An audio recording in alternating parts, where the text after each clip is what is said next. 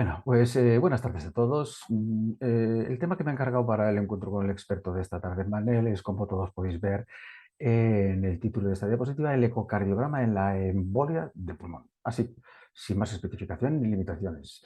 Y eso, lógicamente, me obliga a ampliar el foco, incluir dentro de mi charla todos aquellos aspectos de la embolia de pulmón en los que la utilización del ecocardiograma podría tener un impacto en la propia asistencia. Y es por eso que he dividido mi charla en tres capítulos, como veis ahí. El primero, el ecocardiograma como ayuda diagnóstica. El segundo, el ecocardiograma como apoyo terapéutico, específicamente en la valoración de la respuesta. Y en tercer lugar, como herramienta de estimación de la severidad, que es a lo que más tiempo vamos a dedicar en esta exposición. Bien, sobre el primer capítulo vamos a pasar un poco menos que de puntillas. Y me viene al pelo este metaanálisis todavía reciente, en el que los autores nos comentan que no hay ninguna novedad trascendental en este campo y que, como ya siempre hemos sabido, más allá de la anecdótica detección de trombos retenidos en cavidades derechas, trombos en tránsito, como tan gráficamente han descrito algunos autores, la aportación del ecocardiograma en el diagnóstico de la embolia de pulmón se reduce a ser una eficaz herramienta para descartar a pie de cama en casos de severa repercusión embrionaria. Y es que no podía ser de otra manera, porque en una enfermedad pulmonar como la embolia de pulmón, el estudio de la morfología y la dinámica de las cavidades derechas nunca podrá aportar más que datos indirectos, datos de la adaptación de ese corazón al brusco aumento de la poscarga, que es el embolismo pulmonar. Datos indirectos, datos siempre inespecíficos. El segundo campo en el que tendríamos que valorar la aportación del ecocardiograma es, como decíamos, como apoyo terapéutico en la valoración de la respuesta, específicamente en aquellos casos en los que, por su especial repercusión hemodinámica, hemos decidido implementar procedimientos de recanalización precoz. Nada que objetivar al respecto. Y el tercer campo en el que íbamos a hablar de la validez del ecocardiograma es como herramienta de estimación de la severidad, que va a coger por suponer el grueso de esta exposición. La valoración de la severidad, a través de ella, la estratificación de riesgo y a su través en el apoyo a la toma de decisiones de manejo. 1997, casi ya 30 años que estamos hablando del tema y hay todavía motivos para seguir discutiendo sobre ello. Pues parece que sí, y además, en parte por responsabilidad de los propios comités de expertos de las sociedades científicas, porque, como veis aquí, 2019, documento Guidelines de la Europea de Cardiología, apartado de certificación pronóstica, validez del ecocardiograma. Pues sí, parece que el ecocardiograma sirve para discernir, pero al menos con los puntos de corte utilizados habitualmente, los autores de este documento no reconocen que la sensibilidad y la especificidad del ecocardiograma dejan mucho que desear. A pesar de todo, en el mismo documento los autores nos terminan recomendando que, reconociendo que el ecocardiograma es una herramienta ampliamente reconocida como valorable en la estratificación pronóstica de los pacientes con tromboembolismo pulmonar. ¿En qué quedamos? ¿Sirve o no sirve el ecocardiograma para apoyar la toma de decisiones en el manejo de los pacientes con tromboembolismo pulmonar? Pues la respuesta intuitiva es que sí, que mientras las decisiones se sigan tomando en base a la severidad de cada caso, una herramienta que nos permita asomarnos ahí dentro y ver lo que está pasando, pues debe de ser de utilidad. ¿Y qué es lo que está pasando ahí dentro, en opinión de los expertos en el tema? Pues los expertos nos reconocen que hay todo un continuum de alteraciones fisiopatológicas paralelas a la severidad de la obstrucción en cada caso y que lógicamente no puede ser lo mismo aquellos casos con pocas y distales obstrucciones que aquellos otros que tienen amplias obstrucciones y proximales. Pero afortunadamente para todos ellos tenemos herramientas, parámetros ecocardiográficos que validar. En los casos más leves, lo único que podrá apreciarse es el aumento de resistencias al vaciamiento del ventrículo derecho y que se traduce en un cambio en la morfología de la curva de eyección pulmonar, el flujo pulmonar, que se acortará en forma tiempo de acortamiento TAC o la aparición del famoso notch sistólico que transforma esta curva en la famosa flujo pulmonar tipo 3. Casos con severidad algo más avanzada presentarán ya datos de aumento de la PAPs, de la presión arterial pulmonar sistólica, o de dilatación de cavidades. Casos más afectados todavía mostrarán ya deterioro de la propia contractilidad del ventrículo derecho o caída de la presión del llenado de las cavidades izquierdas o incluso del volumen de eyección sistólico a través de la curva de la integral velocidad-tiempo.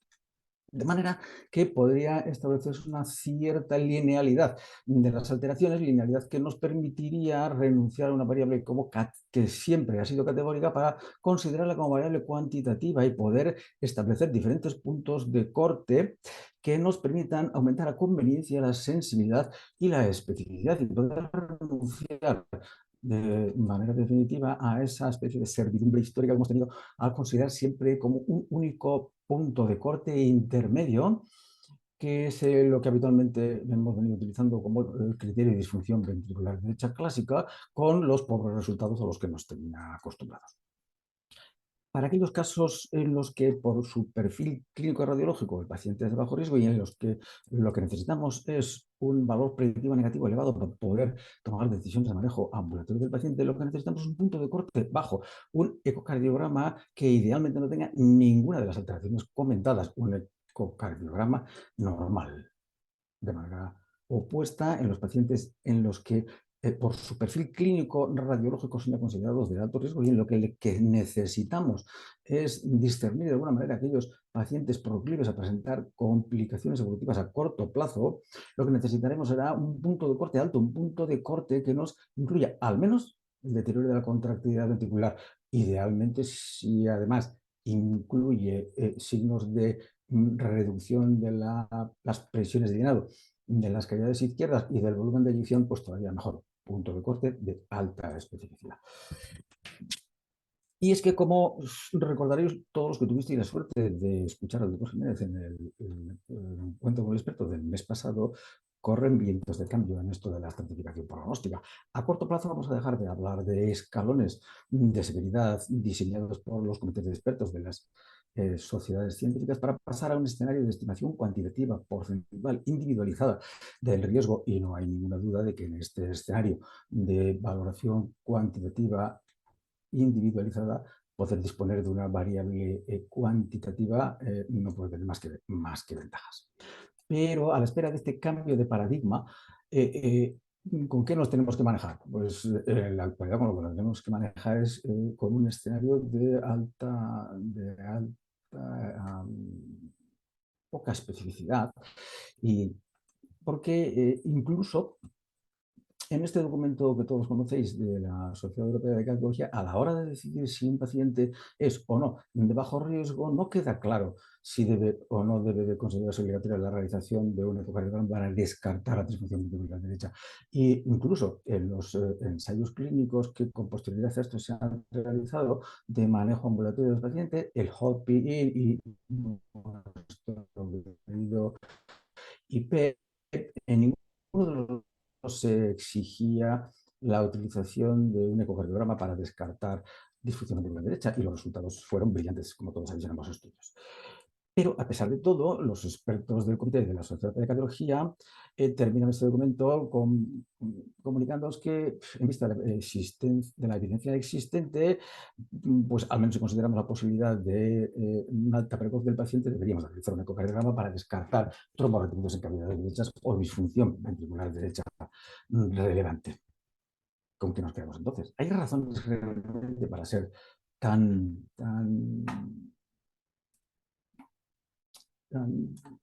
seguro?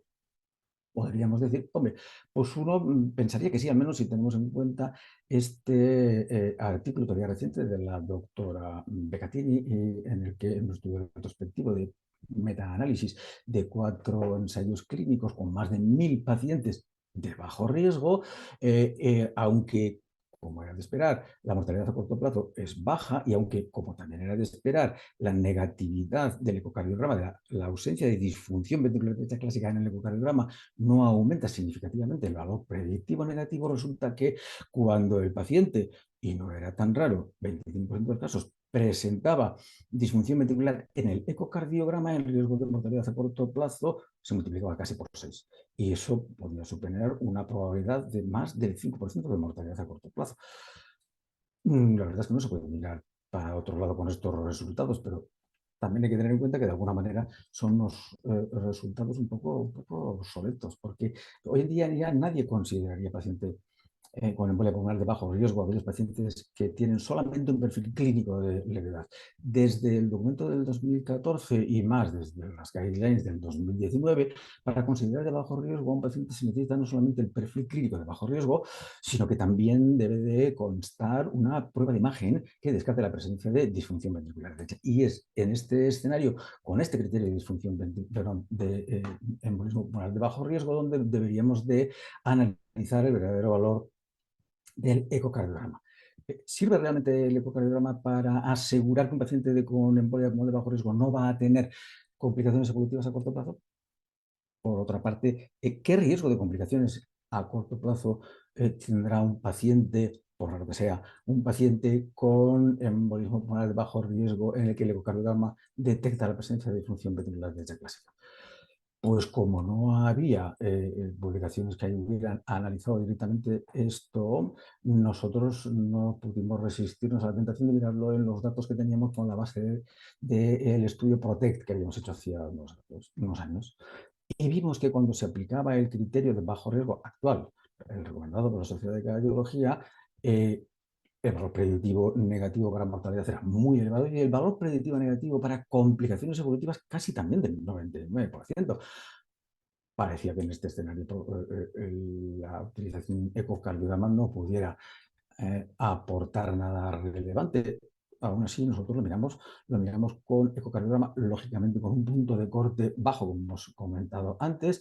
¿Y qué es lo que vimos?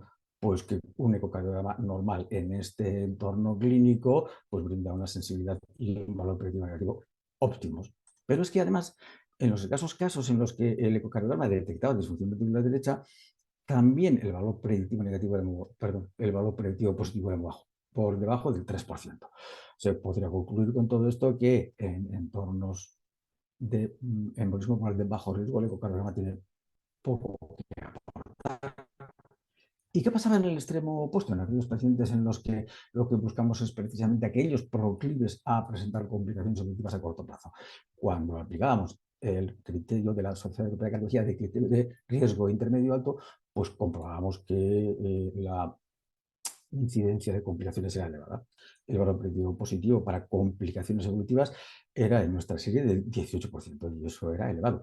Elevado sí, pero suficientemente elevado para compensar los riesgos inherentes a la decisión de escalonamiento terapéutico, el balance beneficios-riesgos de la utilización de procedimientos de recanalización precoz compensa, porque en opinión de los expertos, el paciente debería de tener al menos un 20% de probabilidades de complicaciones evolutivas a corto plazo para que ese balance fuera positivo. ¿Y qué pasó cuando miramos el valor del ecocardiograma en este entorno? Pues cuando lo aplicábamos con el criterio clásico, intermedio, criterio de disfunción ventricular derecha, la verdad es que no aportaba nada, pero cuando analizábamos el valor del ecocardiograma con un punto de corte elevado, alta especificidad, ¿qué es lo que pasaba? Pues que el valor predictivo positivo aumentaba de manera relevante y se elevaba por encima de ese emblemático punto del 20%. Parece pues que el ecocardiograma sí puede servir para discernir aquellos pacientes de riesgo intermedio proclives a presentar complicaciones a corto plazo. Pero bueno, todo esto no dejan de ser datos históricos porque se basan en estudios realizados con parámetros ecocardiográficos que se utilizaban ya hace más de una década. ¿Hay algo nuevo en este ámbito de la ecocardiografía? Pues hacía años que se venía hablando ya del acoplamiento ventrículo arterial pulmonar como parámetro para evaluar el riesgo en la embolia de pulmón y no pudimos resistirnos a la tentación de analizarlo en nuestra propia base de datos. Preparamos este pequeño estudio que le presentamos en el Congreso SEPAR de Santiago 2019, en el que vimos que, al menos para la valoración del riesgo de muerte directamente provocada por la embolia de pulmón, sí, el cociente TAPSE-PAPS resultaba más eficaz que el propio TAPSE. Algo parecido a lo que un par de años después publica en European Heart Journal el doctor Line de Massachusetts General Hospital, que demuestra que el cociente TAPSE-PAPS es significativamente mejor que el TAPSE aislado. Y para confirmar estos resultados, está en marcha dirigido desde Riete un macroestudio que esperemos que se complete a corto plazo y confirme estas sospechas. Pero claro, no éramos nosotros el único grupo interesado en este tema, y estos italianos enamorados también de la ecocardiografía. En el TEP, hace poco, veis ahí, en 2021, publicamos los resultados de su estudio en el que confirman lo que nosotros también habíamos visto. El TAPSE-PAPS tiene una indudable asociación con la mala evolución. Pero ellos descubren también que otro parámetro de los nuevos de reciente utilización de memoria de pulmón, el índice de volumen sistólico, tiene aparentemente una mucho mejor asociación con la mortalidad. Y en la misma línea, este grupo canadiense nos publica hace poco también los resultados de su estudio, en el que ven que el índice de volumen sistólico obtenido a través del estudio de la curva, la integral velocidad-tiempo, tiene un valor predictivo positivo excelente que desborda por encima de ese emblemático 20%. Algo parecido a lo que los defensores de este nuevo parámetro también de reciente utilización, parámetro que incluye la valoración de la presión de llenado de las cavidades izquierdas, parece que vienen a demostrar. Como conclusión, ¿qué podríamos decir? Pues bueno, pues que aunque un patrón de alta sensibilidad resulta muy eficaz en entornos de baja prevalencia, la aportación práctica del ecocardiograma en los pacientes con TEP de bajo riesgo es escasa. La subclasificación del estrato de riesgo intermedio en intermedio alto o intermedio bajo puede hacerse, eso sí, sin necesidad de ecocardiograma.